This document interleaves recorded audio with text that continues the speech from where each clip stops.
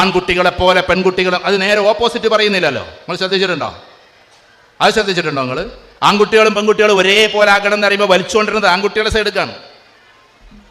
ആൺകുട്ടിയെ പോലെ jeans pant ഇടണമെന്ന്, ആൺകുട്ടിയെ പോലെ എന്തിടണമെന്ന്, T shirt ഇടണമെന്ന്, ഞാൻ അതിനൊന്നും എതിര് പറയല്ല. പക്ഷേ ആണുങ്ങളുടെ ആധിപത്യം പറയാണ്. ഇതിൽ എപ്പോഴെങ്കിലും പറയാറുണ്ട്, ഇപ്പോൾ ഇവിടെ നിയമസഭ, നഗരസഭ എന്തെങ്കിലുമൊക്കെ ഉള്ള സാധനങ്ങളൊക്കെ നടപ്പിലാക്കാന്ന് വിചാരിക്കും.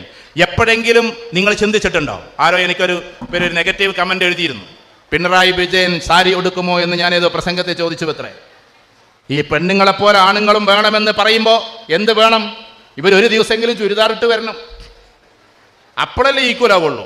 ശരി, 3 ദിവസം പെൺകുട്ടികൾ പാൻറ്റും ജീൻസും ഇടാം. പക്ഷേ ഇപ്പുറത്ത് 3 ദിവസം ആൺകുട്ടികൾ എന്താക്കണം? ആ സമയത്ത് നിങ്ങളെന്താ പറയാത്തെ? ആൺകുട്ടികളുടെ ഡ്രസ്സൊന്നും മാറൂല, ആ ആധിപത്യം എന്നുണ്ടാവും. ഫ്ലൈറ്റിലെ ഹെയർ ഹോസ്റ്റസ് അവർക്ക് ഇഷ്ടപ്പെട്ടിട്ടൊന്നുമല്ല ഇത് ഇടുന്നത്.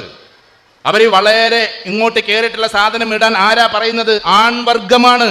അവർക്ക് ഇഷ്ടപ്പെട്ടിട്ടൊന്നുമല്ല ഇത് ഇടുന്നത്. അവരത് കഴിഞ്ഞ് ആ ഡ്യൂട്ടി കഴിഞ്ഞ് അവരെ നല്ല സാരിയൊക്കെ എടുത്തിട്ടാണ് പോകുന്നത്. ആരോ പറയുന്നതാണ്. ഈ ലോകത്തിൽ അങ്ങനെ ഒരു ആധിപത്യമുണ്ടോ? എവിടെ എടുത്താലും ആൺവർഗത്തിന്റെ ഒരു ആധിപത്യം. എന്നിട്ട് അതെല്ലാം കൂടി ഒരു മതത്തിന്റെ പേരിൽ കൊണ്ടുവന്നിടുകയും ചെയ്യും.